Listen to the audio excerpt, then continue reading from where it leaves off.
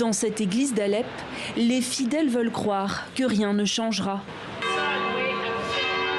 Depuis la prise de contrôle de la deuxième ville du pays par les combattants islamistes du groupe Hayat Tahrir el-Sham, les messes se déroulent comme d'habitude.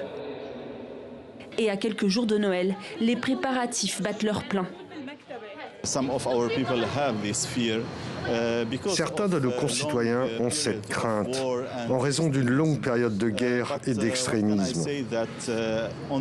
Mais je peux dire que sur le terrain, nous n'avons constaté aucun acte de discrimination.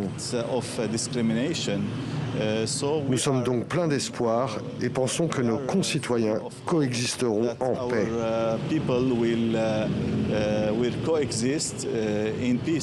Alep est la première ville reprise le 27 novembre par les rebelles.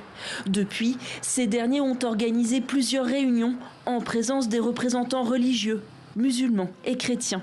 Ils nous ont rassurés, ils nous ont demandé de patienter un peu le temps qu'ils puissent prendre en charge toute la ville, mais c'était un discours très rassurant pour la communauté. Entre autres, ils nous ont dit « Continuez à vivre votre vie normalement ». Les nouveaux maîtres de la Syrie assurent que les droits de toutes les communautés seront garantis.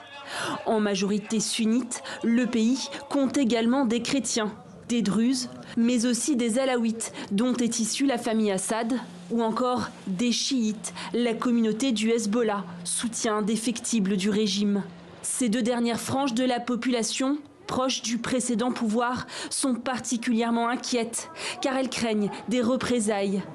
Beaucoup préfèrent fuir, c'est le cas de ces familles qui attendent de passer la frontière libanaise.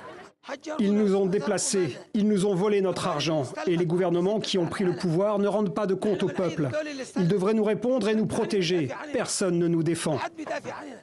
Des craintes également du côté des Kurdes. Ils représentent près de 15% de la population et disposent d'un territoire semi-autonome dans le nord-est. De nombreux habitants s'inquiètent pour l'avenir de cette région, alors que les factions rebelles sont soutenues par la Turquie, leur ennemi juré.